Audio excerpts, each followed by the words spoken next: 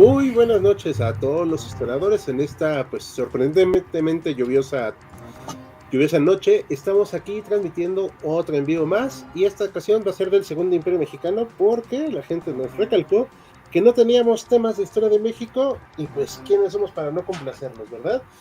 Por eso les pusimos todo de historia de México esta semana. Así que ustedes eligieron este tema a disfrutarlo y nos acompañan esta noche David Cabrera.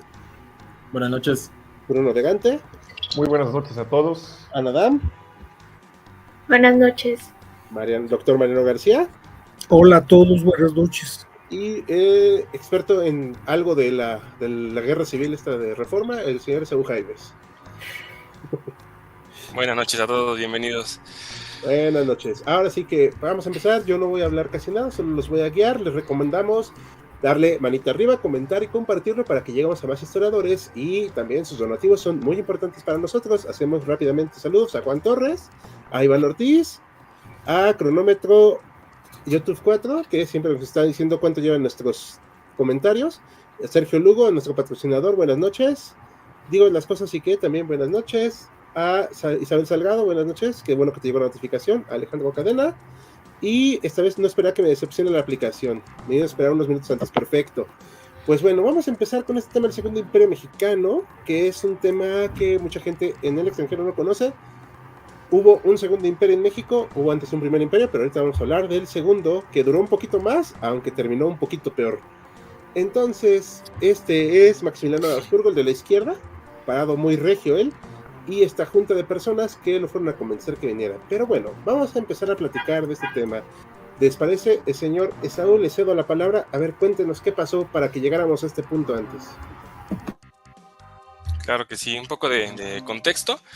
Primero una breve mención para, igual como comentas, quienes no tengan como esta idea de por qué Segundo Imperio, cuál fue el primero. Brevemente nada más decir que México nació como país siendo un imperio. La independencia se consumó gracias a que la facción conservadora, pues le podemos como notar así, de que tenía Iturbide, nació como imperio. Tuvo una vida muy efímera, después nos convertimos en república, pero eso es lo que conocemos como primer imperio. Y esa es la razón por la que este segundo intento monárquico va a llevar como ese nombre de Segundo Imperio Mexicano. También lo podemos conocer como Primer Imperio francés o Segunda Intervención Francesa, ¿no? Porque también nos intervinieron 2 veces los franceses, ¿no? Huelga decir. ¿Cuál es el contexto? Muy brevemente para situarnos en la historia y después darles la oportunidad de que puedan ampliar en el tema. Juárez aquí va a ser como personaje secundario, porque vamos a centrarnos más en lo que es en el Segundo Imperio en Maximiliano, pero termina siendo el detonante Benito Juárez. Nos ubicamos en 1864, terminando la guerra, antes 1857, terminando la guerra de Reforma. Es una guerra de reforma que es muy, muy extensa en tiempo, en duración, pero también en lo que desgasta al país. Es un país que queda devastado completamente por esta guerra. La terminan ganando las fuerzas de Juárez, las fuerzas liberales, que terminan como oponiéndose a los conservadores. Los conservadores no terminan siendo derrotados por completo, y esto es importante que lo tengan ahí como presente, porque ellos van a ser los que finalmente van a conseguir que se imponga el imperio. Son derrotados por Juárez, pero no quedan completamente derrotados, quedan ahí como en segundo plano, siguen teniendo sus intentonas para llegar al poder. Y Juárez lo que decide cuando termina la guerra de Reforma y recupera el poder es... la situación económica es muy grave, y en el siguiente año de gobierno Juárez decide suspender, solamente poner en pausa, es decir, no es como una suspensión definitiva, es solamente poner en pausa mientras el país se recupera los pagos de la deuda externa, ¿no? ¿A quiénes se le debía? A 3 países europeos fundamentalmente, son el Reino Unido, Francia y España, ¿no? Hay del lado de estos 3 países una molestia por esta condonación, o por esta bien cesen los pagos. Curiosamente, al país al que menos se le debía en cantidad, o sea, si vamos a las cifras de lo que se le debía, curiosamente al que menos se le debía es a Francia, ¿no? Se le debía muchísimo más dinero a España y muchísimo más a Reino Unido, que fue de hecho el primer país que le prestó a México independiente, ¿no? Los 3 países deciden reunirse o hacer como una alianza de la Convención de Londres, y deciden embarcarse hacia México, hacia el puerto de Veracruz, con el afán solamente de como imponer cierta medida de respeto para decir, a ver, no puedes suspender los pagos, necesitamos que nos pagues, o vamos a tomar medidas más drásticas ya que tenemos a las tropas aquí, ¿no? ¿Qué hace Benito Juárez? Benito Juárez o el gobierno mexicano deciden lanzar, bueno, acercarse a ellos en Veracruz para negociar como un poquito una salida sin violencia a este conflicto. Y esta salida sin violencia son los acuerdos de la soledad, en los que tanto España como Reino Unido están de acuerdo en aceptar lo que inicialmente había propuesto Juárez, o sea, decir, ok, está bien, el país está en bancarrota, no nos van a pagar ahorita, entonces vamos a darle una pequeña un pequeño plazo de un par de años y después nos van a terminar pagando. Pero el tercer país, que insistimos, curiosamente es al que se le debía menos, termina continuando con la idea de invadir o de establecerse en México. ¿Cuáles son las razones de esto? De manera muy, muy breve, hay que recordar que en Francia en estos momentos se vive bajo el reinado de Napoleón III, que tiene una mentalidad imperialista, no sé si podríamos llamarla así, estaríamos todos de acuerdo, pero tiene un interés muy específico en el territorio mexicano, y es, por un lado, expandir su área de influencia hacia este continente, y al mismo tiempo de hacer eso, reducir o contrarrestar la influencia que empieza a tener ya con mucha importancia el país vecino de Estados Unidos, ¿vale? Ese es como que lo que motiva a Napoleón III a finalmente tomar como pretexto este tema de la falta de pagos para hacer una invasión ya en forma. Y al final del camino, ¿cuál es la idea final de Napoleón Bonaparte? Conseguir un estado satélite que pudiera de alguna manera controlar desde Europa y desde ahí contrarrestar el poder que tiene Estados Unidos, ¿no? Entonces, ¿qué pasa? Viene la intervención francesa, la intervención militar francesa, no vamos a entrar mucho en detalle. Fechas importantes como la Batalla de Puebla, que es una primera gran victoria del ejército mexicano. Esto causa molestia en Napoleón, que manda más refuerzos, y al final del camino termina imponiéndose en junio la victoria de los franceses. Y entonces se empieza a decidir cómo se va a gobernar este nuevo, digamos, país o este nuevo estado que ya está formándose bajo la corona francesa, ¿no? Y ahí es donde habíamos dejado en el limbo a los conservadores y van a volver a aparecer, porque desde meses antes, o incluso años antes, ellos se habían trasladado una pequeña comitiva de los conservadores a Europa para empezar a plantear la idea de ofrecerle a un miembro de la realeza europea el establecerse para gobernar en México, ¿no? Aquí yo quisiera, y de hecho no sé si pudiéramos incluso tenerlo como una parte del debate que podríamos tener en en vivo, que sí es interesante. Cuando lo vemos desde la actualidad, o sea, desde el presente, y decimos, bueno, estos conservadores fueron y le fueron a ofrecer la corona a un extranjero y además a un europeo, siempre se dice eso y como que se violenta y por de facto se les tacha de traidores, vendepatrias y la palabra que a ustedes se les pueda ocurrir. Pero si analizamos la realidad del momento, la realidad histórica en la que se presenta esto, no era nada del otro mundo, no era nada descabellado para la mentalidad de estas personas, y lo que traían detrás del contexto bajo el que venían habían sido formados. Incluso parecía lo más normal del mundo. Si uno ve la historia de los países europeos, esto ocurría con demasiada frecuencia. La idea de necesitamos estabilidad, nos vamos a gobernar nosotros, pero necesitamos que nos represente o que sea nuestro jefe de Estado alguien de una casa que tenga cierta relevancia, cierto prestigio en el este de Europa. Tan pronto como el caso de España, por ejemplo, que era gobernado por los Borbones, que no son españoles, que son de origen francés, ¿no? Para poner un ejemplo, ¿no? Entonces no era una idea tan descabellada si la vemos como en el contexto en el que estos conservadores existen. La idea de necesitamos estabilidad como dé lugar en este país y tal vez nos la pueda ofrecer un príncipe extranjero.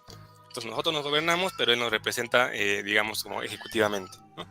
Y lo que tenemos en pantalla es la manera en que esto se formaliza, ¿no? Con el Tratado de Miramar. El Tratado de Miramar es ya literalmente el vínculo entre Napoleón, o sea, lo firma Napoleón, y el que va a ser designado finalmente para ejercer como emperador en México, que es Maximiliano de Habsburgo, ¿no? Maximiliano de Habsburgo, que es hermano menor del entonces emperador del Imperio Austrohúngaro, por tanto está en la línea de sucesión prácticamente imposible que pudiera llegar al trono austrohúngaro, y entonces la oferta le termina convenciendo, ¿no?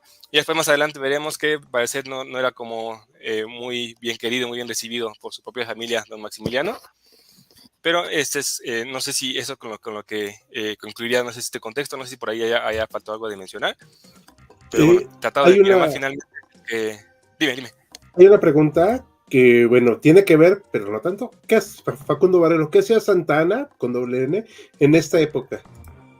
Interesante, Santana ya en esta época ya tiene poco más de 10 años fuera del país. Hay que recordar que su último gobierno, triste y célebre gobierno, por el que usualmente es más conocido, que es la dictadura de 2 años, del 53 al 54, también es el 54, le hacen la revolución de Ayutla y Santana está exiliado en estos momentos. Es interesante, durante el proceso de intervención francesa, Santana de hecho llega al puerto de Veracruz y se ofrece para participar para participar en la defensa del puerto de Veracruz, y los encargados de la defensa de Veracruz le dicen, ¿sabes qué? Muchas gracias, pero nosotros podemos. Ya Santana para este momento ya es una figura completamente denostada y relegada y no tiene como mayor participación.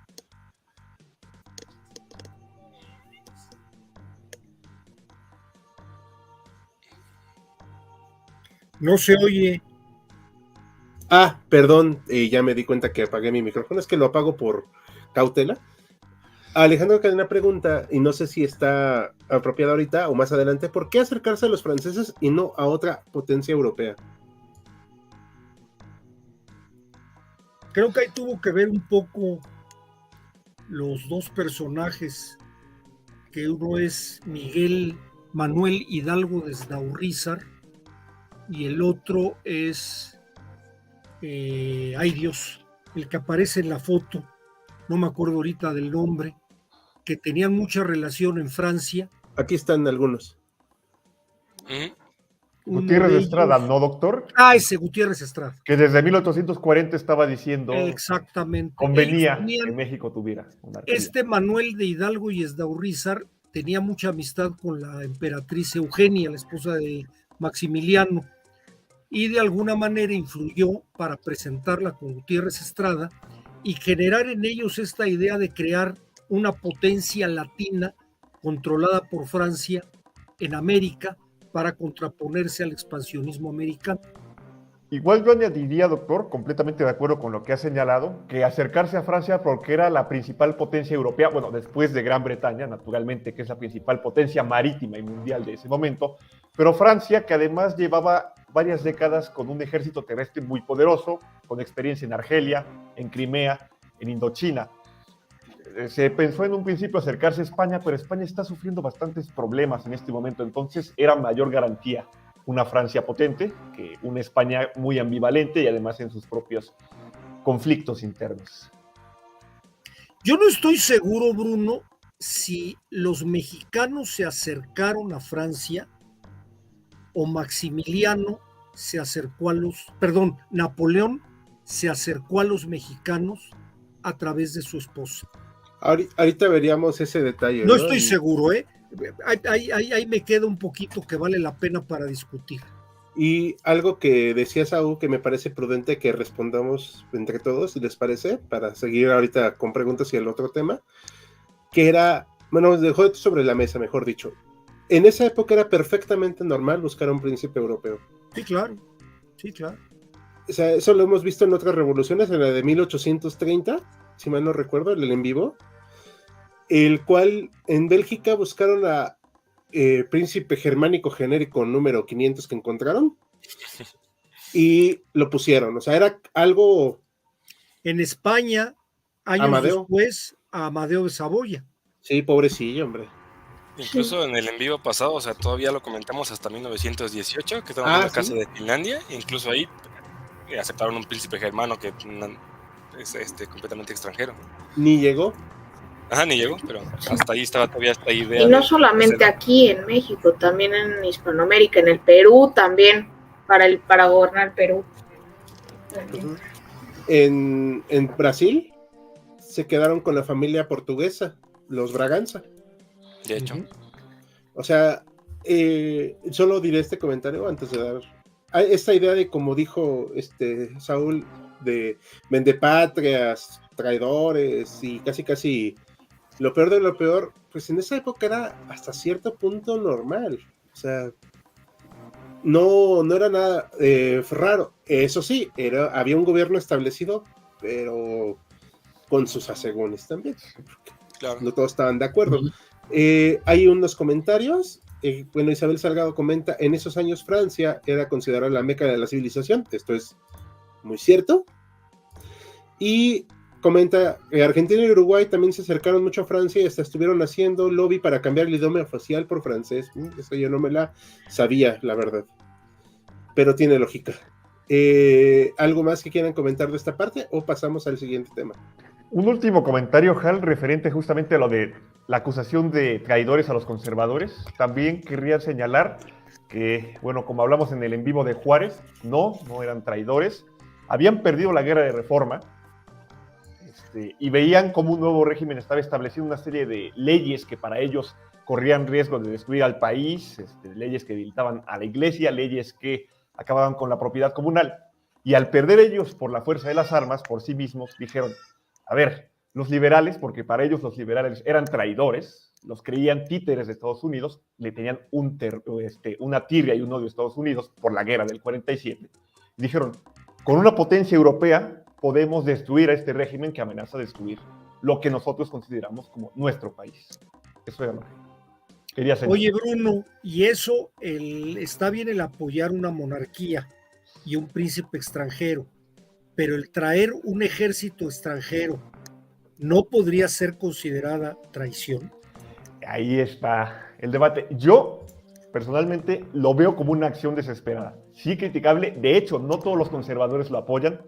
Miguel Miramón, de hecho, ofrece a Juárez, cuando ocurre la invasión, su espada, y Juárez, que le tenía inquina a Miramón, dice, no, si te presentas te fusilo.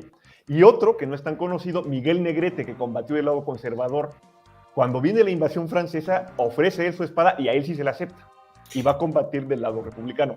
Entonces sí, sin lugar a dudas, tenemos ahí el debate. Y también Manuel González era conservador y se pasó al claro, bando republicano. Claro.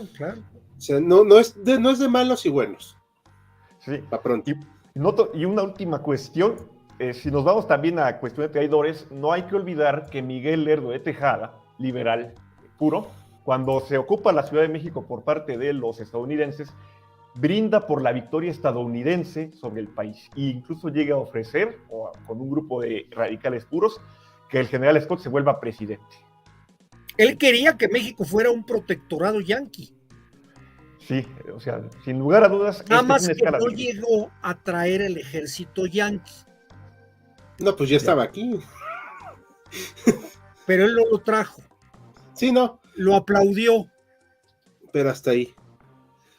Bueno, pasemos al siguiente tema de Bruno para ir con los temas. Vamos a hablar de la invasión francesa y la Junta de Notables. Adelante, Bruno. Claro que sí. Pues retomamos la narración donde la dejó Esaú. Cuando llegan los tres ejércitos, España, Francia e Inglaterra, a cobrarle a México y ocupan Veracruz, y gracias a la habilidad diplomática mexicana, Manuel Doblado, especialmente, con los tratados de la Soledad, donde México se compromete a pagar, y se deshace la triple alianza, España y Francia retiran sus tropas.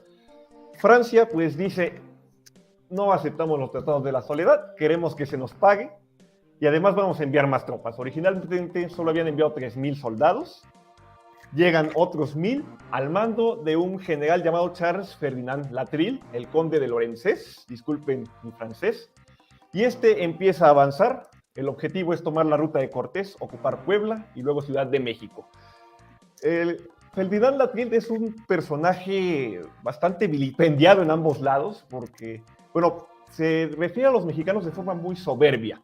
Le escribe a Napoleón una carta donde dice: nuestro ejército y el propio pueblo francés es superior en todos los sentidos al mexicano, en raza, en cultura, en disciplina.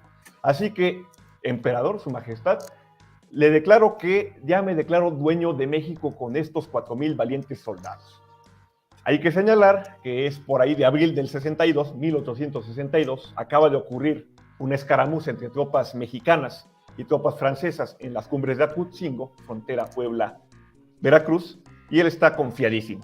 Lo que va a ocurrir va a ser la batalla del 5 de mayo, muy conocida, no quiero profundizar tanto. Son 3 asaltos franceses que salen mal, porque Ferdinand Latrille no reconoce el territorio, no hace labores básicas para reconocer con qué clase de enemigos se está enfrentando. Ignacio Zaragoza lo frena las 3 ocasiones frente a los fuertes de Guadalupe y Loreto, y le ocasiona aproximadamente unas 200, 300 bajas. la soberbia cobra factura. Ferdinand Atril se tiene que retirar casi a las prisas. De hecho, es tan humillante la derrota que se hace un escándalo. El mejor ejército del mundo derrotado por un ejército que tenía mucha falta de municiones, no era profesional, tenía incluso falta de uniformes. Fue verdaderamente inaudito. Es tal la furia de Napoleón III que releva a Ferdinand Atril. Y no solo eso, dice, ahora para ir a la segura, no vamos a quedarnos con 4,000 soldados, vamos a enviar 22,000 más, 26,000 soldados. Pone al mando a un general más viejo que Ferdinand Atril, el general Elías Federico Forey, que está aquí a la izquierda, veterano de las campañas en Argelia y en Crimea, y además envía a un segundo general, el que tenemos aquí al centro, Aquiles Bazán, y juntos se ponen en marcha nuevamente hacia Puebla, ya reforzados, y además reciben el apoyo de 4,000 militares conservadores comandados por Leonardo Márquez y Juan Nepomuceno Almonte. Dato curioso, Nepomuceno Almonte era hijo de José María Morelos y Pavón, prócer de la patria, que luchó en la independencia. Entonces, volvemos al debate de si traidor o no. Nepomuceno Almonte, anti-yanqui convencido, anti-Juárez, dice, con la intervención francesa para acabar con este régimen. Bueno, esta segunda marcha francesa empieza en febrero de 1863 y el objetivo de Forey ya no es lanzar un asalto directo sobre la plaza, es ir calmado y sitiarla e irla tomando poco a poco. El sitio propiamente dicho empieza en marzo del 63 y va a acabar hasta mayo del 63. Son 62 días de combates muy duros. Ahí participan Porfirio Díaz, el general Berriozábal, Mariano Escobedo, entre otros militares que van a ser de gran renombre. Jesús González Ortega es el comandante de la defensa, va a sustituir a Zaragoza, que se murió por tifo en septiembre del año pasado. Y ahí vamos a decir que el ejército republicano comete un error, o más bien el gobierno republicano, que es apostar por una defensa frente a un ejército superior numéricamente y además apostar a defensa a todo el ejército republicano en ese momento, todo el ejército regular. La campaña no va a ser sencilla, la propia duración del sitio lo prueba. Los franceses se embisten casa por casa prácticamente, les quitan otras zonas, es un tira y afloje. Pero el acabose de la batalla de Puebla viene el 8 de mayo, cuando los mexicanos ya bastante saturados por la falta de víveres, solicitan refuerzos y Ignacio Comonfort sale de la Ciudad de México para intentar romper el sitio. Forey envía a Aquiles Bazán a interceptar esa columna, ocurre la batalla de San Lorenzo donde Comonfort es derrotado y finalmente Puebla no tiene más remedio que rendirse. Los generales mexicanos caen prisioneros, pero se van a escapar todos por completo. El avance del ejército francés continúa, ocupan Ciudad de México en junio de 1863 y ahí Forey establece una junta de gobierno, la Junta de Notables. Ya Juárez había evacuado la capital porque era indefendible y esta junta de notables, conformada por aproximadamente 235 personas, va a decidir qué hacer, qué clase de gobierno se va a montar. Se decide entonces formar un gobierno de tipo monárquico, moderado, hereditario, encabezado por un príncipe europeo, por Maximiliano de Habsburgo, archiduque. En lo que llega y en lo que se le ofrece a la corona, se decide establecer una regencia. 3 personajes: Mariano Salas, general conservador, Juan Nepomuceno Almonte, ya mencionado, y el arzobispo Labastida y Dávalos. Él al principio no puede estar porque está exiliado, está en Europa, pero un representante suyo va a ser encargado de gobernar. Esto es la preparación de la monarquía para Maximiliano. Finalmente Forey, cumplido su papel, se retira, le deja todo el mando a Aquiles Bazán. Y pues bueno, el objetivo francés ahora será ocupar todo el país y pacificarlo. Para terminar, he de decir que el país no se termina de pacificar y de hecho hay varias derrotas francesas. Por ejemplo, la batalla de Camarón, donde un cuerpo del ejército mexicano aniquila a un grupo de la Legión Francesa en Veracruz, o los intentos fallidos de toma de Chihuahua por parte de los franceses. Pero eso es otra historia. Muchas gracias. Muy bien. ¿Algo que quieran comentar antes de pasar a preguntas del público? Pues de mi parte creo que nada más el recalcar el por qué son esos tres personajes, ¿no? De la regencia y a quienes representan, ¿no? Que es la milicia, es el clero y es la política conservadora. Que eso creo que debe de quedar bastante remarcado de justamente cuál era la dirección de este gobierno para esta nueva época dentro del imperio. Ok, ¿alguien más quería comentar algo? No me acuerdo si fue Ana o no, ¿verdad? Creo que escuché mal. Ok. Si dicen, ahorita lo damos la palabra. Sergio luego comenta, es verdad que Maximiliano tenía ideas bastante liberales y las llegó a implementar a pesar de ser traído por la facción conservadora. Sí, y eso ahorita lo vamos a ver. Comenta Facundo, ese conde, el que mencionaste, Bruno, era un poco racista, sí, un poco bastantito. Bastantito diría yo. Imperio Tigre. En un canal de historia decían que Veracruz, la ciudad, debido a ser a ser invadida, perdón, por tanto por Estados Unidos, Francia, España e Inglaterra, debería ser como Hong Kong y ser considerado un protectorado internacional. ¿Qué canal es para hablar seriamente con él? No soy patriota, pero me parece una idea peculiar, porque no quiero usar el adjetivo apropiado. ¿Qué opinan ustedes? No, yo estoy de tu lado, Jal. Ahora sí Sí. que no. No, para nada. O sea, las invasiones, No. las 3 veces heroica Veracruz, pero de ahí no fuera nada más. Y un poquito sucia, pero bueno. ¿Qué hizo México entre las dos batallas de Puebla? Esta es muy buena pregunta. ¿Qué hizo México entre las dos batallas de Puebla? Intentó perseguir a los invasores franceses, pero no pudo replicar la victoria del 5 de mayo. De hecho, todavía con Zaragoza vivo, se persigue al ejército francés en Orizaba y se libra la llamada batalla del Cerro del Borrego, un mes después, pero se pierde. De hecho, les recomiendo viajar a Orizaba y si pueden visitar el cerro, ahí está un fuerte, las ruinas de un fuerte liberal. Se perdió porque un lugareño les dijo a los franceses las coordenadas de dónde estaban las tropas mexicanas. Entonces, pues, ya no se pudo expulsar al invasor. Y bueno, y también en el ínterin, pues estaba la guerra civil estadounidense, que también afectó bastante a las posibilidades mexicanas de poder expulsar definitivamente a la invasión francesa. Sí. Y de recibir armas también. Eso precisamente nos va a platicar Mariano más adelante, cómo afectó y terminó inclinando la balanza bastante a favor luego de los republicanos, pero eso es más adelantito, no nos adelantemos. Pero sí, también habría, nomás comento en términos generales, ya se habían hecho leyes para castigar a los traidores, muy duras.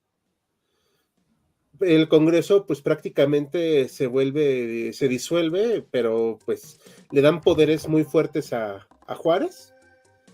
Y se trató de crear pues un ejército más fuerte, pero no daban los recursos. En ese momento al menos. Ok, aquí comenta, ¿hubo criterios para elegir a los miembros de la Junta? Bruno. Pues tengo entendido que sí hubo criterios de ciertos estratos notables sociales y que naturalmente no...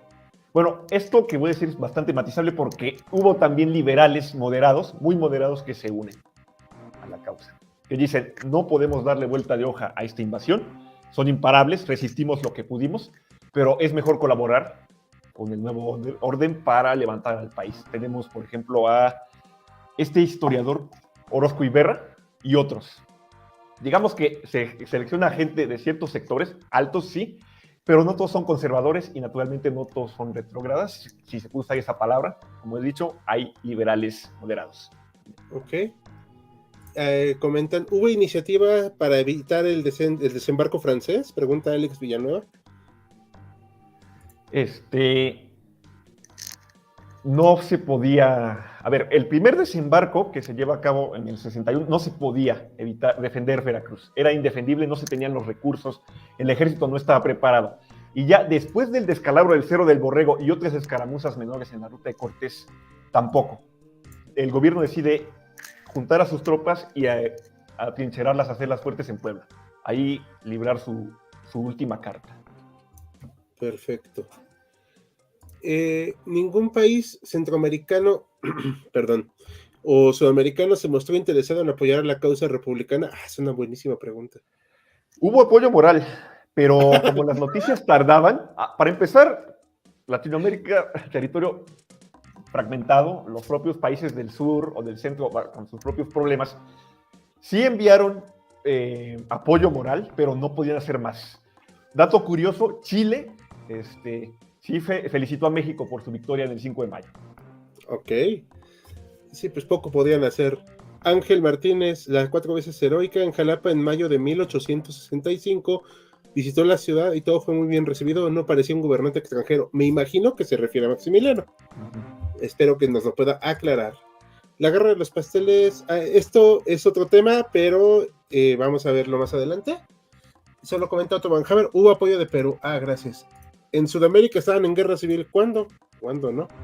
Les pasamos al siguiente tema y vemos las siguientes preguntas después, ¿va? Sí. Nos va a hablar David del gobierno de Maximiliano y Carlota y sus acciones políticas y legales. Adelante. Pues ¿dónde comenzar con el pobre Maxi, con la pobre Carlota? Pues primero desde dónde los traen, ¿no? Maximiliano, en ese momento pues apenas tenía la treintena de años. Él nace en 1832, si mal no recuerdo. Para el 64, que es cuando lo convocan y que acepta, pues ya tendría sus 33 añitos. Ya todo un hombre. Y justamente pues con esa imposibilidad de gobernar directamente en su patria, en el Imperio Austrohúngaro.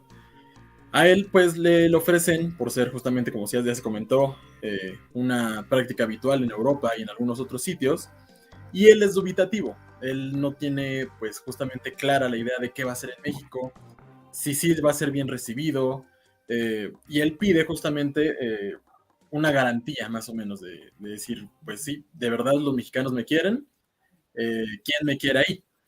Y pues Napoleón le envía una especie como de encuestas del público, según él, totalmente falseadas, diciendo que sí, todos los mexicanos, mira, aquí te firmamos que todos los mexicanos te queremos en nuestro país, como que nos gobiernes. Igualmente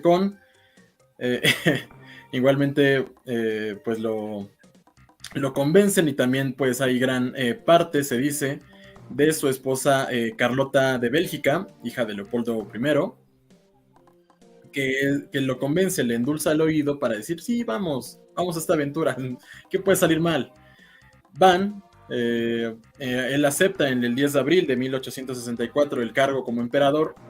Ya justamente llevaba casi un año la regencia que ya había comentado mi compañero Bruno. Llega, tiene un par de semanas, más o menos unas 6 a 7 semanas en lo que dura el viaje de Europa hasta las Américas, para pensar qué carajos voy a, perdón, qué diantres voy a hacer en México, cuál va a ser mi norte. Él pues se decide a aplicar una política liberal. A pesar de que los conservadores, o esta facción llamada conservadora, es la que lo trae, la que decide apostar por él, en parte, debido también al consejo de Napoleón, que ya lo conoce de años atrás. Y al llegar a México, al esperar en el puerto de Veracruz que se reúna una gran multitud de gentes esperándolo, pues se da cuenta que se ha metido en un problema.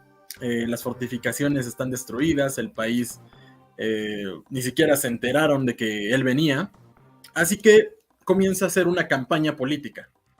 Dice, bueno, pues ya que nadie me conoce, vamos a hacer que me conozcan, y comienza a usar uno de los inventos más importantes del siglo XIX, de 1839, que es la fotografía.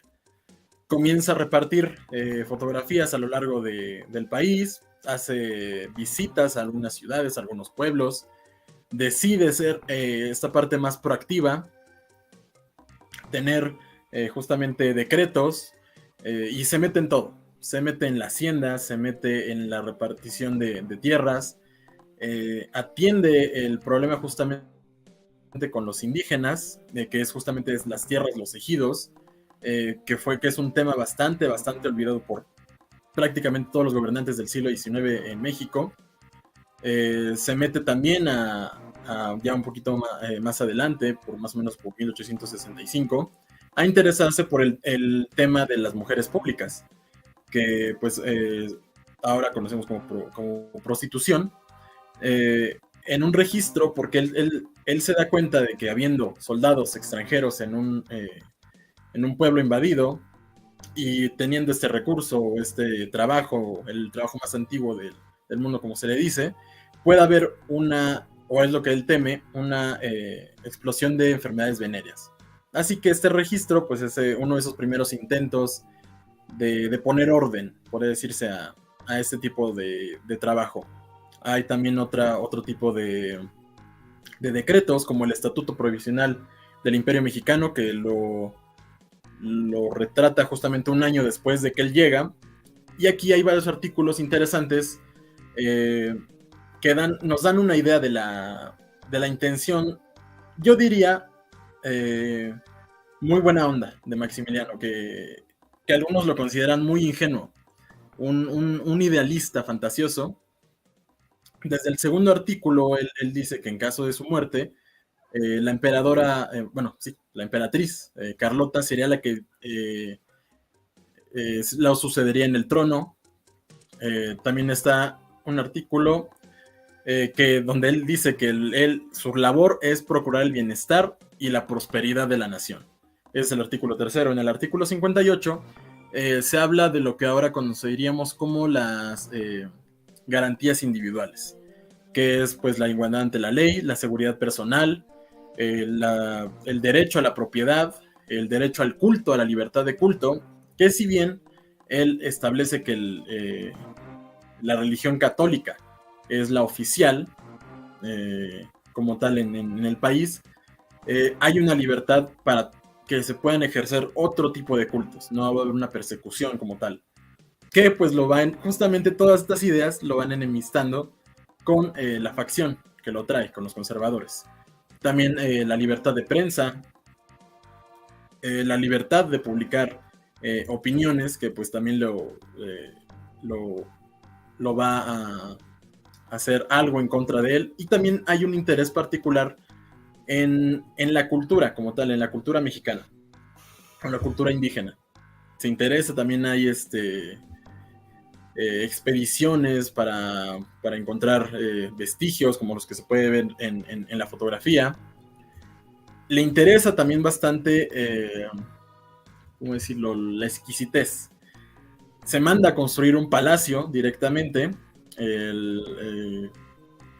más bien a acondicionar lo que es el castillo de Chapultepec, se acondiciona para que él desde ahí gobierne a la Ciudad de México, y se abre un camino, el llamado el Paseo de la Emperatriz, que ahora se conoce como el Paseo de la Reforma, para conectarse directamente con el centro de la ciudad. Bueno, con la ciudad, ¿no? Realmente, porque Chapultepec sí era como que más en las afueras. Exactamente, sí, para conectarse directamente con la ciudad, con el centro. Están esos rumores de que dentro de ya puertas adentro, la que llevaba las riendas de las decisiones políticas muchas veces era Carlota, que era hasta en algunos sentidos la más lúcida, hasta que dejó de serlo. Estaban igual esos chismes entre que se reparten en la prensa gracias a esta libertad que se da, de que pues era también en forma de vigilarlo. Estaba esa teoría conspirativa de esos años, que ese camino que utilizaba Maximiliano en carruaje para llegar hasta el centro de la ciudad era vigilado desde el castillo por Carlota para ver que su esposo no se desviara en algún momento y se fuera con alguna aventura, que de hecho sí tuvo. ¿Qué más en cuestiones legales? Pues se forma como tal aquí hay también esta iniciativa de dividir a México en 50 sectores, 50 estados, 50 departamentos, que sería una locura. Ahora sí, con 32, 33 que son ahora, hay una gran diversidad de opiniones y de... ¿Sí, Hal?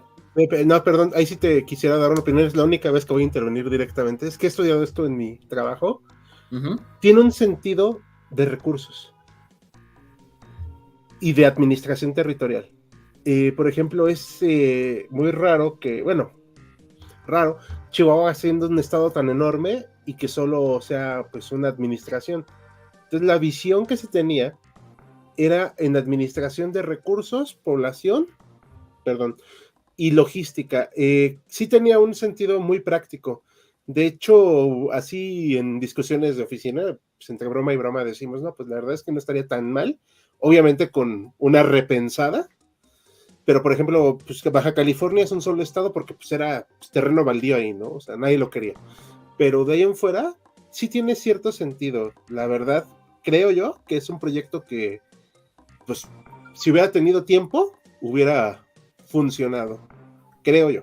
Pero bueno, esa es mi opinión. Ahí la dejo sobre la mesa. Y ya es todo. Perdón. Justamente es eso, a lo que se resume también el gobierno de Maximiliano y de Carlota, porque también llegó a hacer decretos como el de la ley que reduce las horas de trabajo, que eran antes de 14, 12 horas, las reduce. Justamente es el tiempo. No les dio el tiempo suficiente ni la paz. Hay que tener justamente en cuenta que es el territorio que ocupan los franceses, no es la totalidad, no es la totalidad del territorio. En el norte todavía hay contingentes de la resistencia republicana, y eso no le permite este constante movimiento de sus tropas y de él mismo, que va a diferentes sitios, va a Veracruz, se va al sur, se va al norte. Es un gobierno bastante móvil, está en cierta medida. También pues está la ley en septiembre de 1866, antes de que todo comenzara a irse en picada, pues también está lo que él propone como ley agraria, que es darle legalidad y ejidos a pueblos que justamente no tienen esta facilidad. Pero pues a final de cuentas la mayoría o casi todo de lo que él propone se queda en papel. Se queda en papel porque para el 65 ya Napoleón se va dando cuenta que en las Europas, Prusia está comenzando a tener un auge bastante importante y puede amenazar a su territorio. Y también se da cuenta que en México está gastando bastante recursos, está metiendo las manos en un avispero del que no se ve una salida pronta, así que decide retirar a su ejército.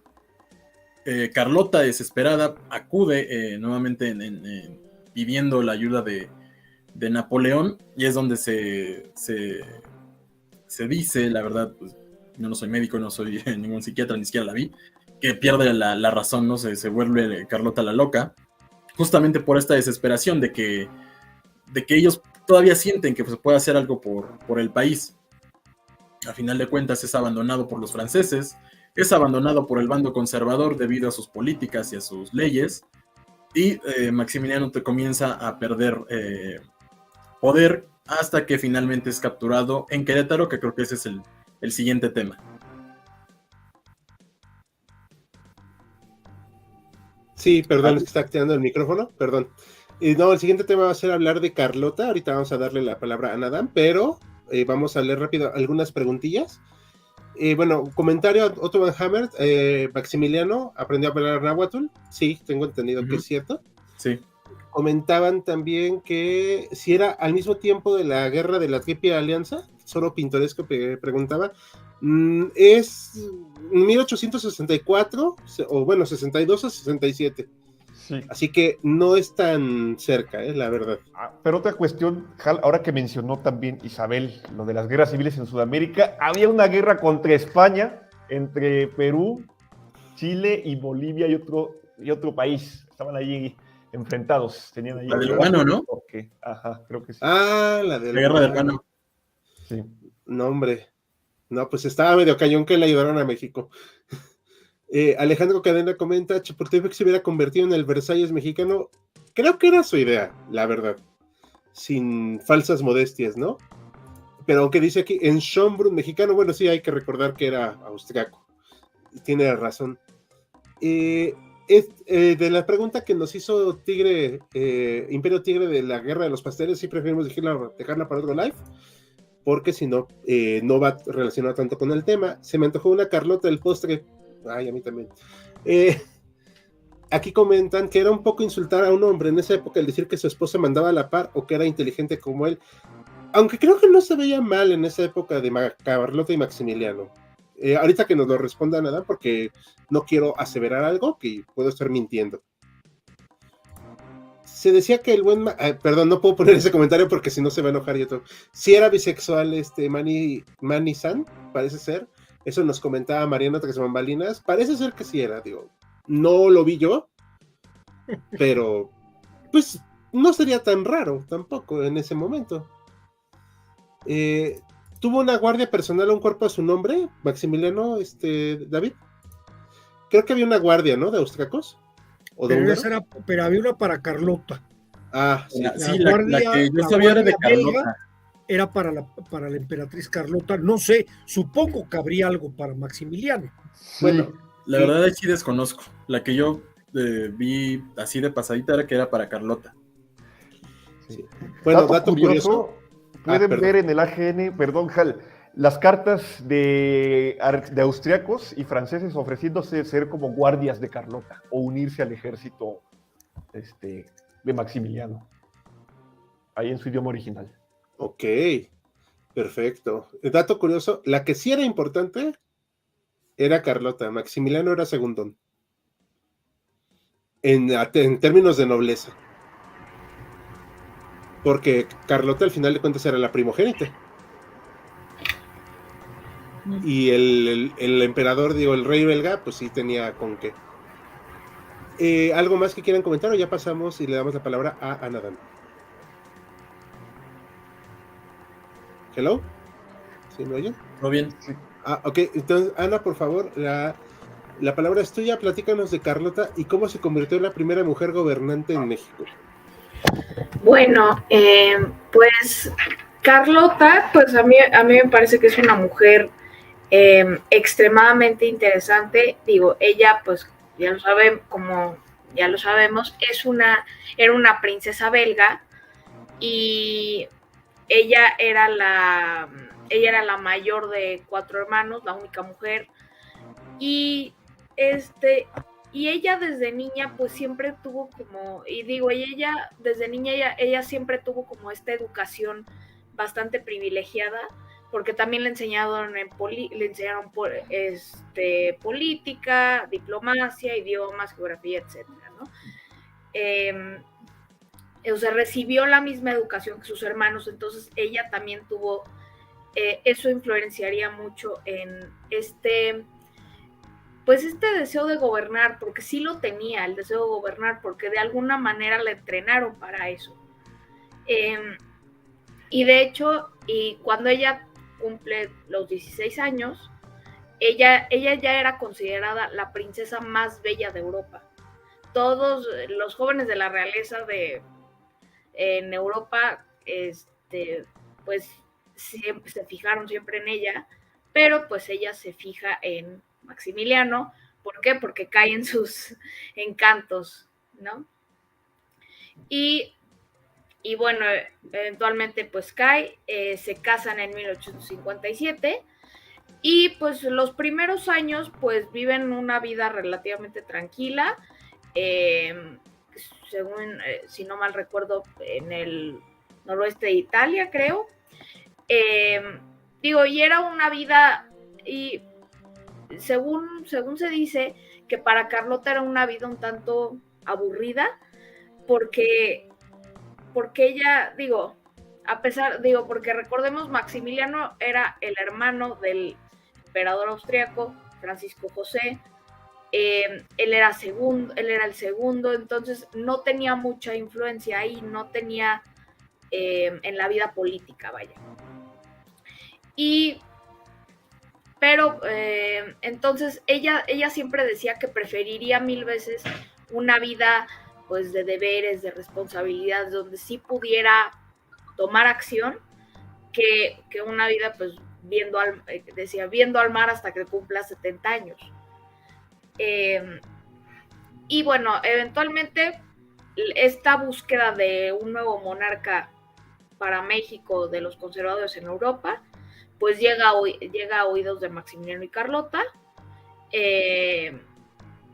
y esta idea a la que más le emocionó fue a Carlota, justamente por lo que acabo de comentar, que ella preferiría más pues esta vida en donde sí pudiera tomar acción, en donde sí pudiera pues tener responsabilidades, liderar, fundar una dinastía, el sí poder hacer algo de provecho, ¿no? Algo que pudiera trascender. Y pues ella tuvo mucha influencia pues para convencer a Maximiliano de que sí, de asumir el cargo de emperador, y porque ella además lo asumía como una especie de misión divina, que les había llegado. Entonces, pues embarcan a México, pues, pero el recibimiento, pues no fue el mejor, fue un tanto frío el recibimiento en México, y esto pues sí le afectó mucho a Carlota, hasta pues que llegaron a la Ciudad de México. Y ella realmente sí se enamoró de México, se enamoró mucho de sus paisajes, de la naturaleza, del clima, de todo. Y bueno, ella incluso jura pues, por este amor que le jura a México, pues velar por su prosperidad, por su bienestar, por conservar la integridad del territorio. Y ya siendo emperatriz, es cuando ya empieza a tomar, a cada vez tomar más acción, como ella decía, ¿no? Porque aquí lo que estaba pasando también es que, pues, había una actitud un tanto poco entusiasta por parte de Maximiliano. ¿Por qué? Porque tenía que gobernar en un país en donde, pues, en donde todavía hay resistencia. Por ejemplo, la resistencia de Juárez, y eso no le entusiasmaba mucho a Maximiliano. O sea, lidiar con este tipo de conflictos. Pero pues, y siempre Carlota trataba de darle como un sentido práctico a su papel, que no estuviera ahí simplemente pues como adorno, ¿no? Pero, y esto de hecho en México sí causó ciertos disgustos. ¿Por qué? Pues porque había un cierto un cierto, pues, no, pues digamos escepticismo a que una mujer pudiera gobernar, digamos. Y bueno, aquí es cuando ya Maximiliano se empieza a ausentar, sale mucho de la ciudad, se iba mucho a Cuernavaca, y entonces pues Carlota era la que se quedaba lidiando con los asuntos internos. Era la que se encargaba de gobernar un poco, se encargaba de hacer la cabeza. Sí. Perdón, te quería comentar algo. Se comenta que de hecho ella fue la que redactó en gran parte el Estatuto Provisional del Imperio. Sí. Y de hecho, ella, bueno, varias de las cosas que hizo pues fue, por ejemplo, decretar la ley de instrucción pública, que pues garantizaba la instrucción primaria gratuita y obligatoria, funda escuelas y academias. Incluso tuvo la idea de fundar un conservatorio de música y una academia de pintura, porque también lo que pasó cuando Maximiliano y Carlota llegan aquí a México es que lo comparan mucho con Europa, porque en Europa pues ya estaban, pues por ejemplo, las ideas ilustradas, y ya llevan con las ideas ilustradas y todas estas instituciones que ya estaban muy arraigadas ya durante 90 años. Entonces en México lo veían un tanto, digamos, atrasado en comparación a Europa en ese sentido. Entonces, en parte también eso tuvo que ver lo de la instrucción pública. Y también, pues ella, como comentó David, pues abre el Paseo de la Emperatriz, que eventualmente se convertirá en el Paseo de la Reforma. También se emprende en la mejora de los transportes y la de las comunicaciones, como la vía ferroviaria de la Ciudad de México al puerto de Veracruz. Y también,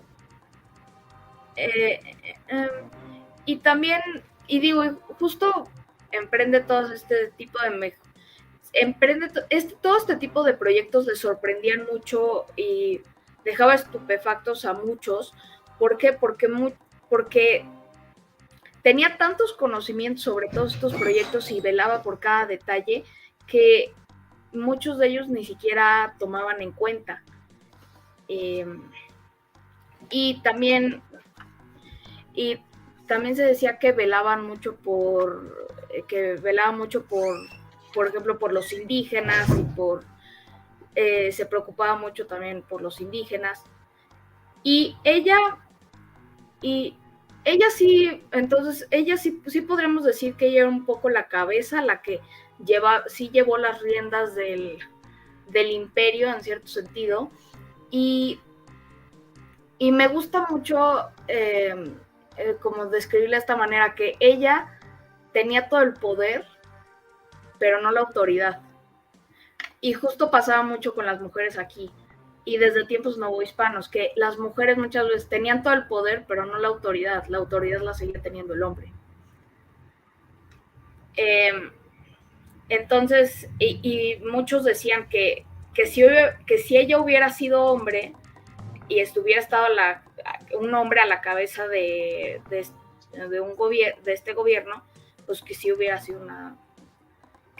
sido extremadamente respetada y querida. Eso Ok. ¿Quieren comentar algo más, chicos, antes de pasar a preguntas? ¿O algo que añadir? Yo quería añadir, sí. Perdón, David, ¿querías decir algo? Sí. No, sí, adelante. Yo quería añadir una cosa que algún día escuché. Carlota era posiblemente la mujer más rica a nivel personal de Europa. Y uno de los graves problemas que tenía el imperio era de dinero. Cuando ya empieza la retirada de los franceses, pues se queda Maximiliano colgado de la brocha, y Carlota no le dio un centavo al marido. Sí se fue a defenderlo y a pelear y a ir a ver al Papa y demás, pero de lana ni hablamos. No. Digo, lo fue a defender pues porque era su marido, pero de resto pues. Pero de su patrimonio, ella dijo esto es más mío que tuyo, mi amor. Iba a decir un chiste. A ver, me lo voy a permitir. Iba a decir, tal vez sea un inútil mi marido, pero es mi marido al final, ¿no? O sea. Pero ¿sí? es mío. Es mi inútil. Es Es mi sifilítico. Aquí hay un comentario que hay que añadir. Gracias, Emperor Horus, por tu donativo de 65 pesos. Con esto comeremos el resto del mes el equipo de HC. Muchas gracias. ¿Tenían nombre el sable de Maximiliano y él o los caballos de Maximiliano? Es una pregunta muy buena. Yo ahorita me puse a investigar rápido del sable y no encontré que tuviera nombre. ¿Alguien sabe de sus caballos? Ni idea, ¿eh? No. Lo dejamos para otra ocasión, igual de un día dedicarnos a un tema de Maximiliano en vivo, o a un video largo de Maximiliano un día, para ahondar en estos temillas de él. Pero bueno, ¿algo más que quieran comentar? Lo que sé de su sable es que se lo regaló a un líder popular en Nayarit, Manuel Lozada, el Tigre de Álica.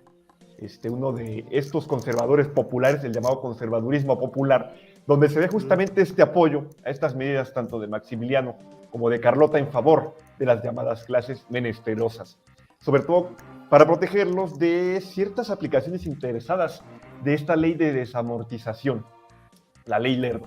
Entonces, Lozada sirvió fielmente a Maximiliano en Nayarit y parece ser que en gratitud le regaló ese sable. Sí. Y yo igual. Sí, perdón. No, David, adelante. igual un comentario para ya secármelo del pecho.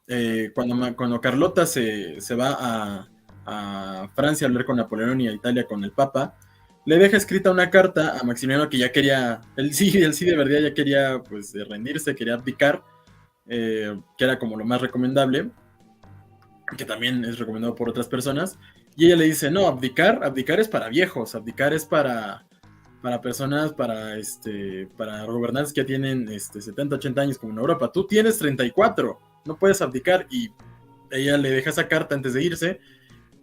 Maximiliano también lo consulta con su mamá y también le dice a su mamá, no, abdicar, los Habsburgo no abdican. Así que abróchese los pantalones, jovencito, y quédese a ver qué pasa. La archiduquesa Sofía era durísima, era férrea. Se nos volvió a ir Ana, esperemos que pueda regresar rápido. Creo que tiene un problemilla en su transmisión.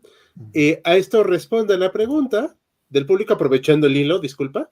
¿Los austrohúngaros no apoyaron en nada, ni los belgas? No. Sí, hubo un... No, o sea, pero fáctico. O sea, fáctico así de... hubo cuerpos militares austríacos sí, y belgas. Pero así de que dijeran, vamos a mandar... No era un ejército. La fuerza del imperio. Eran cuerpos meramente simbólicos. Y aquí además fue al principio, ¿no? Digamos que cuando ya lo ocupó, cuando estaba la cosa más ruda, es cuando ya no hubo el refuerzo. Aquí comenta Isabel, muy cierto, que no estaba en posición de mover nada el Imperio Austrohúngaro. Los acababa de barrer del mapa a Francia. Y luego Prusia. Ese es un temita que ahorita vamos a platicar. Ese es un tema muy interesante que ahorita vamos a platicar. Quien barre al Imperio Austrohúngaro no es ni Rusia ni Francia, es Prusia. Sí, y todavía no era Austrohúngaro. En la batalla de Sadova. Sí, y era un Imperio Austriaco, y por esta derrota se tiene que hacer Austrohúngaro. Una disculpa por mi error. ¿Y quién diría que la historia del Segundo Imperio empezó con la sonrisa de Maximiliano, esa maldita sonrisa? En esa época ya estaba chupacabras, ni idea. Lo mío es mío y lo tuyo es nuestro, Carlota. ¿Sí? ¿Estás de acuerdo? ¿Están de acuerdo? Aquí dice, Carlota, no confundas la familia con los negocios. Creo que es lo que dijo Ana, ¿no? Al final. No sé si nos escucha. No, creo que no nos está escuchando. A ver si nos puede escuchar ahorita. Ana, bueno, vamos a esperar. Prusia ayudó a terminar con el Segundo Imperio indirectamente. Ahorita va a hablar de eso el doctor Mariano. ¿Algo más que quieran comentar de respecto a Carlota? Ana, ¿nos escuchas? Se borró otra vez. No sé si no nos oye. Ahorita perdón, voy a escribir por teclado rápido. Carlota contribuyó, dice Augusto Jasso, a embellecer la Ciudad de México con álamos y fuentes en la Alameda, usando recursos propios. Pues sí, ella era millonaria. Como dijeron ahorita, pues estaba multimillonaria. Sí, está teniendo fuertes problemas en su transmisión. Ana Dam, no sé si nos escucha ya. Ana Dam, ¿nos escuchas? Ya, ahora sí, perdón. Okay. No te preocupes. No sé. Al final decíamos esto de que la que tenía el dinero... Sí. La que tenía el dinero era Carlota, y comentaban que no confundas la familia con los negocios. Nunca pudieron tener un hijo, ¿verdad? Sí, pues sí. No, nunca pudieron. Se comenta que era estéril, que quedó estéril Maximiliano, pero pues... Él nombra herederos a los hijos a los nietos de Agustín de Iturbide. Uh-huh. Sí. Sí, los nombró herederos. Fíjate que siempre me quedó la duda, bueno, o sea, yo siempre consideré que pues fue muy normal que todos vieran a Carlota como la gobernante, aunque sí les extrañaba que Maximiliano fuera tan tibio en muchas cosas. Creo que eso fue el problema en esa pareja, que ella tuviera más poder de decisión que él, porque él era muy dubitativo. Sí. No sé. Ok. ¿Les parece si pasamos al último tema? Mariano, ¿nos escuchas? Sí, claro, perfecto. Okay. Ahora sí, platícanos de cómo fue que se fue cayendo el imperio y la resistencia que hubo contra el imperio. A ver, yo quiero puntualizar algunas cosas. Primero, desde el momento en que gana el sitio, el segundo sitio de Puebla, el ejército francés al mando de Forey, empieza el dominio francés en México, pero nunca fue un dominio total. Tenemos que entender que el tiempo que estuvo el ejército francés, siempre hubo resistencia republicana y nunca desapareció el gobierno republicano de Juárez. Pues es el primer punto. No quiero decir con esto que el gobierno republicano de Juárez gobernara, porque iba a salto de mata, pero existía y era el gobierno legal del país. Eso por un lado. Pero el otro que quiero yo comentar, porque si no va a estar difícil que lo entendamos, es el plan tan inteligente y tan bien armado que traía Napoleón III para adueñarse de México como un gobierno títere. Él ya había empezado a platicar con Maximiliano desde 1862. Se le presenta la oportunidad de engrandecer la deuda que México tenía con él a través de comprar los famosos bonos del banquero suizo Jecker, que había firmado Miramón, que el pobre pues sería muy brillante militarmente, pero de finanzas no tenía ni idea, y embarcó al país en una deuda de dimensiones bíblicas. Eso lo adquiere Napoleón, y Napoleón planea lo siguiente: yo mando 4,000 soldados, como bien decía Bruno, y Inglaterra y España van a mandar entre los dos 6,000 soldados.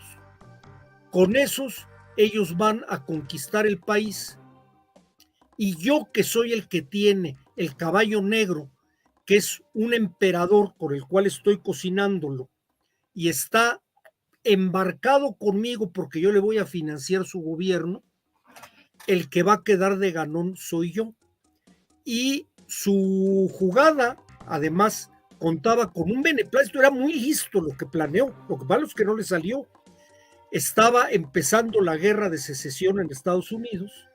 En un principio se pensaba que iba a ganar los Estados Confederados del Sur, y no que ganaran totalmente, pero que sí iba a llegar un armisticio y la Unión Americana iba a quedar dividida en dos, y entonces la frontera de México quedaría con un amigo de Francia y no con el amigo de Juárez, que era el gobierno del norte. Pero apareció la batalla de Puebla del 5 de mayo. La batalla de Puebla del 5 de mayo mucha gente la ha menospreciado porque dice, bueno, ¿de qué sirvió? De todas maneras nos ganaron. Bueno, la batalla del 5 de mayo permitió que se trastocara todo el plan de Napoleón. Ese año que tardaron en tomar Puebla, pasó un pequeño detallito. Ellos terminan de tomar Puebla el 17 de mayo de 1863 y el 3 de julio de 1863 se da la batalla en Estados Unidos de Gettysburg, donde ahí se acabó el sur. Va a durar de bajada todavía un par de años, pero ahí se acabó el sur. Esa es la primera. Con esto, Estados Unidos empieza a soltarle armamento al general Mariano Escobedo, que estaba en el norte. Se empieza a vender armamento. Que es importante decir que mientras esto se da, en México hay 3 generales importantes que empezaron con guerra de guerrillas, sin recursos. Uno es Porfirio Díaz en el sur, otro es Mariano Escobedo en el norte y el otro es Vicente Rivapalacio en el occidente. Ellos, con las uñas, mantienen una guerra de guerrillas que poco a poco, como se va aflojando el problema en Estados Unidos, empiezan a adquirir armamento y con eso van a ir armando lo que va a ser el ejército del sur, el ejército del norte y el ejército de occidente. En el ínter que todo esto se está dando, tenemos que entender que, y lo dijo bien David, todas las leyes, planes, conciertos, reuniones, congresos que se hicieron del imperio fue todo en papel. no se llegó a aplicar ninguna de las leyes, ni en beneficio a los indígenas, ni en beneficio a la cultura, ni en beneficio, todo quedó en papel. En los 3 años que Maximiliano está en México junto con su esposa, quien realmente gobernaba México era el mariscal Bazaine, porque era el dueño del ejército francés y era el que imponía su voluntad. De hecho, hay muchas cartas quejándose de la emperatriz de que no le hacían caso a ella. Cualquier decisión volteaban a ver a Bazaine, que Bazaine era el que tenía el poder de facto. Esto se va a acabar, y lo hablaban ahorita ustedes cuando hablaban del asunto que pasaba en Europa, en 1866, cuando está haciendo crisis el imperio de Maximiliano porque están creciendo las fuerzas republicanas. Ya para estas fechas, Mariano Escobedo ataca Monterrey. Ya no estamos hablando de guerras de guerrillas, sino de ejércitos bien establecidos. Se da la batalla de Sadowa en la actual República Checa. Esa batalla de Sadowa destroza al ejército austrohúngaro y ganan los prusianos, lo cual fue una llamada de atención para Napoleón III, que decía, tienes que traer tus tropas porque en cualquier momento los prusianos, como pasó 5 años después, van a pasar en la guerra franco-prusiana. Entonces empieza a retirar sus tropas y esa es la debacle del imperio. Maximiliano se va a quedar al frente de los austriacos, de los belgas y de algún francés que todavía se quedó, y del ejército mexicano, el ejército conservador que estaba con él, los restos que quedaban de lo que manejaba desde un principio y que nunca dejó de manejar Leonardo Márquez. ¿Qué sucedió? Pues que la misma esposa, pues yo no sé si por problemas mentales o no, hay quien dice que no estaba tan mal mentalmente. De hecho, allí hay un chisme de que ella se fue porque estaba embarazada. Y se fue embarazada de uno de sus guardias, que va a ser el padre de uno de los militares de la Segunda Guerra Mundial, que es el general Weigand. No, hombre, peor que telenovela mexicana esto. Bueno, para que veas, bueno, pero no lo sabemos. Ella va a quedar guardada en el castillo de Chaillot hasta, creo que 1926. 27, después de la Primera Guerra Mundial. Y aquí Maximiliano pues se queda haciéndole al tío Lolo. O sea, está esperando a ver qué sucede. Tenía ya perdida la situación. Juárez va ganando terreno y pues yo la conclusión que esto daría, independientemente de quedar a las causas comunes, que es el fusilamiento de Maximiliano, las tomas por parte de Porfirio Díaz de Oaxaca, luego de la ciudad de Puebla, luego de la Ciudad de México, es que fue un imperio de la ilusión. Fue un imperio que nunca tuvo ni pies ni cabeza. Y el punto central, es muy difícil encontrar en historia eventos tan determinantes en una batalla. Creo que lo podemos manejar comparándolo con lo que sucedió, por ejemplo, con la batalla de Stalingrado en la Segunda Guerra Mundial, que decidió la suerte de la Alemania nacionalsocialista. La batalla de Puebla del 5 de mayo vio al traste el plan de Napoleón. De ahí se le vino todo abajo. Y ahí vino el cierre.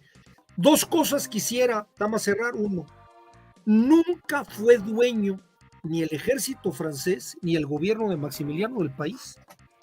Eran dueños de Chapultepec y en todo el país había una guerra de guerrillas contra ellos de mayor o menor grado.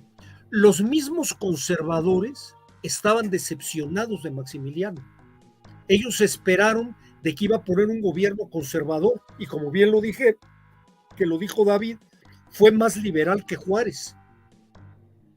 Entonces se queda solo, lo va a seguir el ejército que había y pues va a tronar en Querétaro. En Querétaro él quiere hacerse fuerte, tratar de librar la batalla más grande.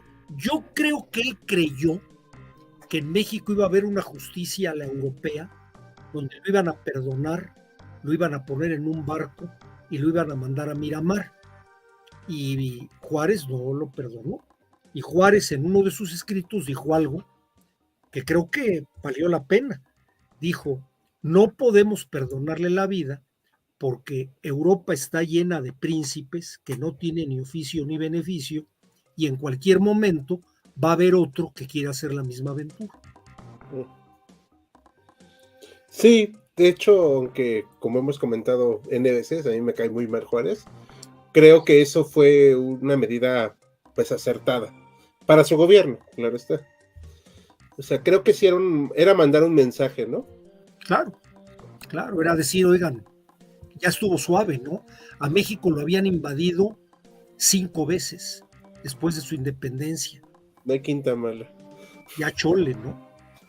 Y Ok. claro, ya en el cierre, pues vamos a tener a un Juárez triunfante, un Juárez apoteótico, que también ya está muy desgastado políticamente y que va a permitir que surja el liderazgo del héroe militar y político del momento, que es Porfirio Díaz. Porque Mariano Escobedo, aunque era también un gran militar, no era político. Era muy dado a estar en segundo plano, en cambio Porfirio Díaz, ¿no? Uh-huh. Sí, me parece bastante bien esta forma de ir cerrando el tema para, pues ahora sí que sintetizar todo. El fracaso de Maximiliano al final es, pues, multifactorial, ¿no? Sí, claro. No, por supuesto. A lo que yo me refiero es que él, primero, no reunía las características personales, en mi opinión, para poder gobernar un país en las circunstancias que estaba México. Y por otro lado, el acuerdo, todos los acuerdos y los amarres políticos que hubo con Napoleón, con la reina Isabel de España. Ahí tenemos que mencionar una parte muy importante del general Prim. El general Prim es otro de los que truena el plan de Napoleón al no prestarse a la invasión que esperaban.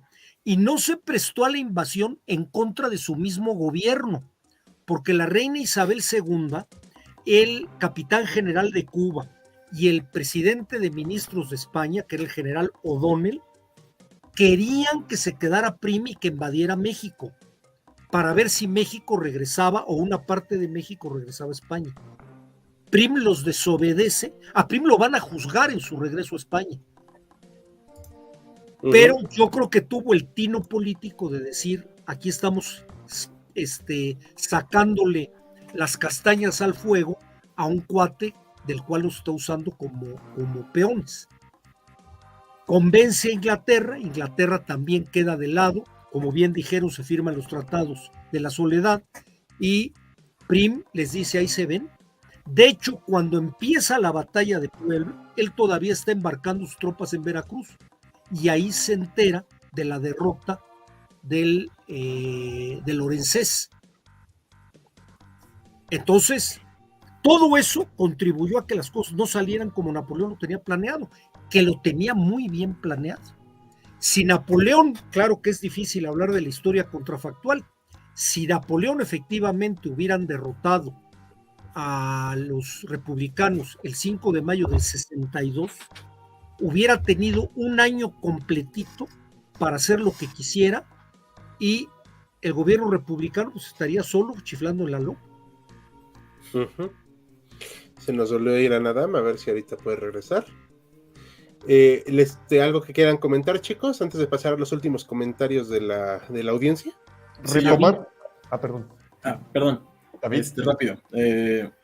Como dato, igual hablando sobre el fin de Maximiliano, les hago la recomendación para que visiten el Museo Nacional de las Intervenciones, donde hay una máscara mortuoria de Maximiliano, que se le toma justamente en esos momentos antes de enterrarlo y después repatriarlo 7 meses después a Austria, donde ahora está su tumba.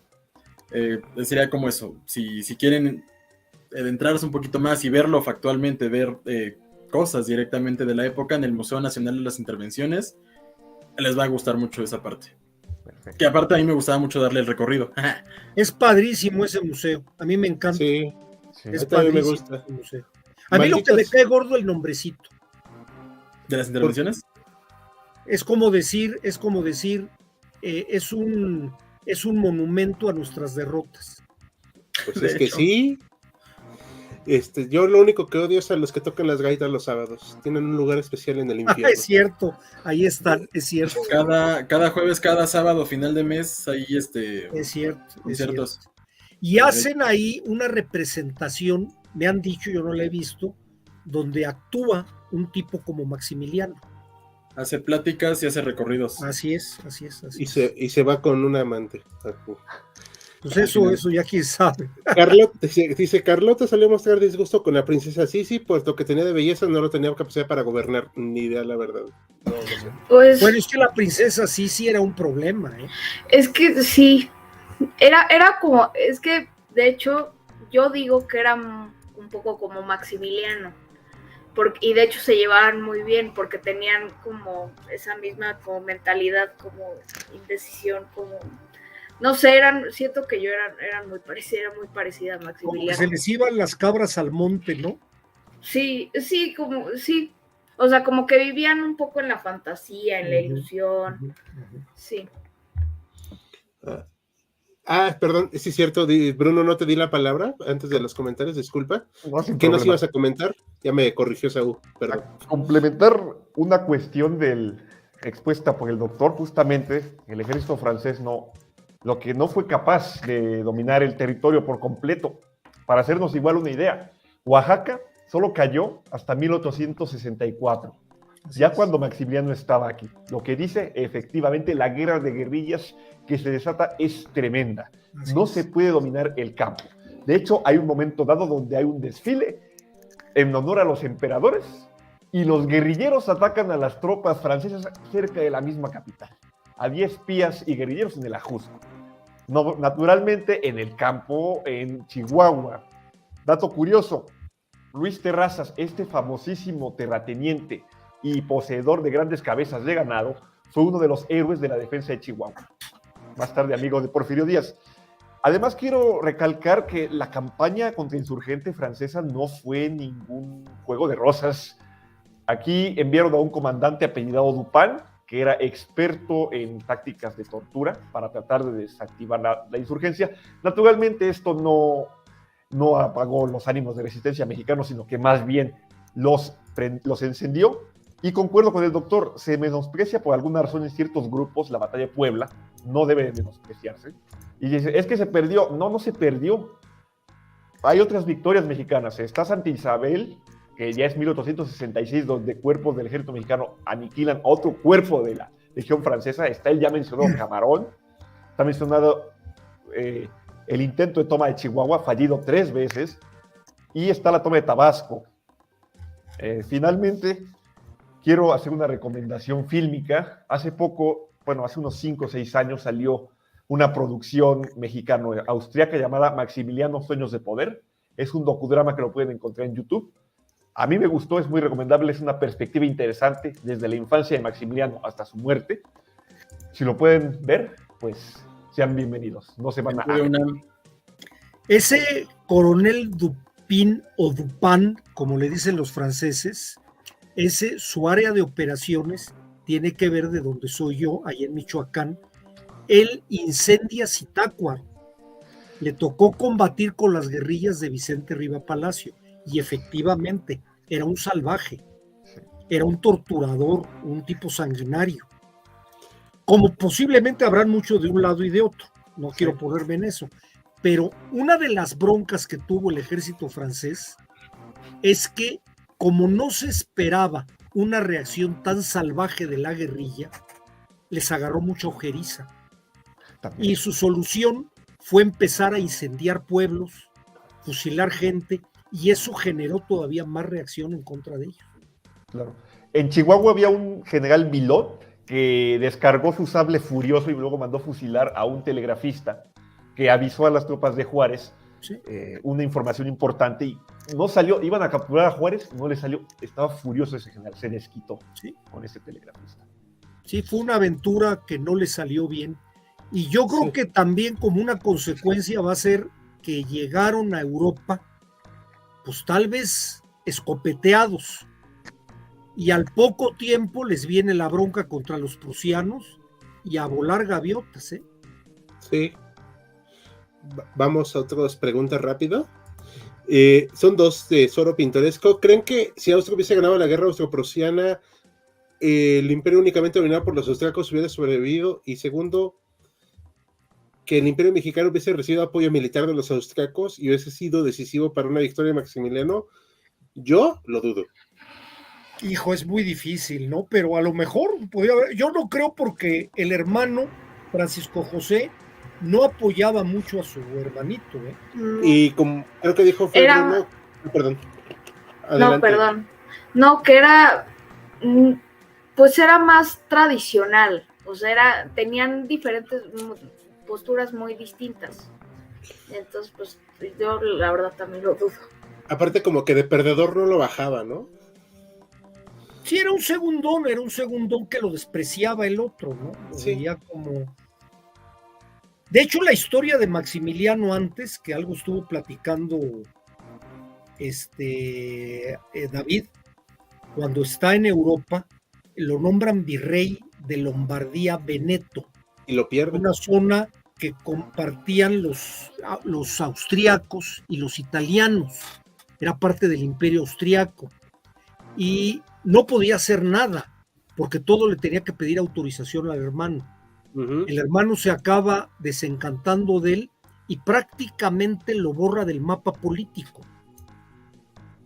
De alguna manera hasta se habla del exilio de Maximiliano y Carlota antes de que aceptaran lo de ser emperadores de México. Sí, aquí hay algo que complementa esto, que Austria tenía parte del problema de Prusia, también los Balcanes, Turquía y Rusia. Claro. O sea, no era tan fácil, estaban en una posición incómoda. Es cierto. El otomano estaba en pleno declive, pues sí, pero eran peligrosos. Aquí pregunta un tal Joaquín Hernández, se llamaba Joa, quién sea. Y en su opinión, ¿cuál fue el mejor general de los republicanos? Pues, Porfirio. Según yo, Porfirio Díaz. Porfirio. Sin lugar a dudas. Porfirio, sí, sin lugar a dudas. Nadie vaya a decir, por favor, que... ¿Cómo se llama el que murió? Santos degollado, porque... No, pero ese murió antes, ese no llegó a competir con los franceses. Héroe de las derrotas. Era el héroe de las derrotas. Sí. General derrotas, en efecto. Sí. Dice, no fue peor que una telenovela mexicana, lo que comentábamos de lo del embarazo, era una telenovela mexicana. Cierto. Con actores europeos. Telenovelas. Sí. Tarde o temprano, dice Otto von Hammer, le hubieran dado un golpe al Max los conservadores. Sí. Sí. ¿No saben cuál fue el número de efectivos del ejército mexicano durante la intervención francesa? No.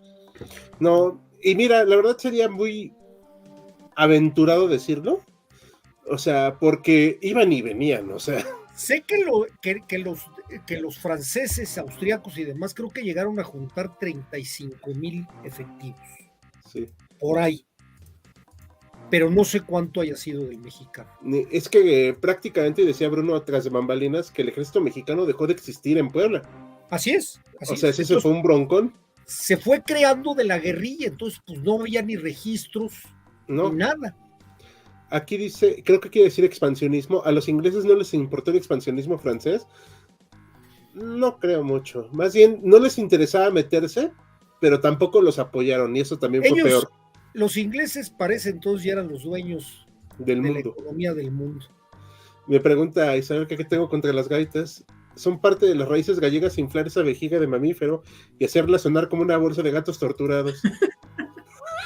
Es celta, no es nada más de gallegos, es de todos los países celtas. Saludos escoceses, irlandeses, asturianos. Ok, no sabía todo eso, la verdad, es que no me gustan mucho. Dice Historia en Celuloide, con el cual ya hicimos un en vivo, saludos. Hay una película en Hollywood, Juárez, con Bette Davis, pero está llena de imprecisiones. Deja entendido que Juárez tenía una amistad y admiración mutua con Lincoln. Es la película donde lo sacan cargando siempre un cuadro de Lincoln. Ay, Dios mío. Lo cual es falso. Y lo trae todo el tiempo en esa película. Todo el tiempo. Bueno, y aparte, pues no estaban a la altura, ¿no? Además, un cuadro de 2 metros, ¿eh? No era una foto para llevarlo en su cartera. Qué mal chiste ahí, jale. Perdón. Déjalo morir. Ya, No lo perdón. oí, Hal. ¿Cuál fue? Que no estaban a la altura. Y Juárez y Lincoln no estaban a la altura. Pues estaban un poquito separados. Un poquito, le sacaba 50 centímetros Lincoln. Nada más. Oh, me acordé de una anécdota rapidísima. Maximiliano y Juárez nunca se conocieron. Sí. Se conocen ya cuando pues, Maximiliano está muerto en su féretro y dicen que lo que comenta Juárez es que me lo imaginaba más alto. Pero es Ajá. que ahí hay toda una historia, David. Aparentemente, cuando lo fusilan, se lo encargan embalsamar a un doctor que Horrible. o la regó o no lo hizo bien. Entonces, lo primero que logró es que se le pudrieran los ojos. Sí.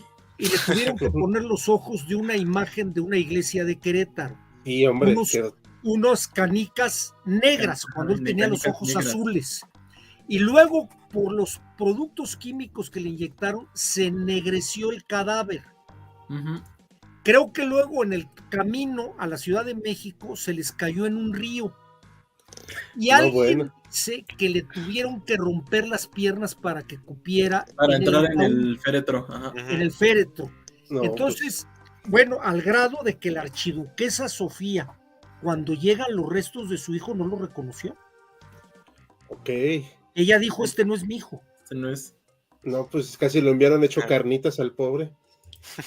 Aquí dice Alejandro Cadena, ya son los últimos comentarios. Tenemos una casona en la cual durmieron los dos emperadores de camino al DF. Ahora es un Italian Coffee. Si tuvieras oportunidad de tomarle una foto y enviarla por correo. O decirnos la dirección. Sí, también. Puedes mandar todo por correo o en los comentarios del canal. Nos gustaría mucho conocer eso, porque la verdad sí, yo no sabía ese detalle. ¿Creen que Porfirio Díaz fue más sucesor de Maximiliano que de Juárez? No, fue de Juárez. No. Fue una copia de Juárez, fue un seguidor del gobierno de Juárez. Sí, o sea, si algo no era Porfirio, y estoy siendo muy honesto, era monárquico. Así es. Sí, no.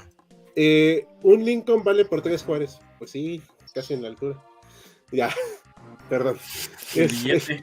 Sí. Perdón, es que no me lo pude aguantar. Pues bueno, ¿algo más para concluir, chicos? Ya para terminar. No, pues nada, creo que es un programa muy interesante.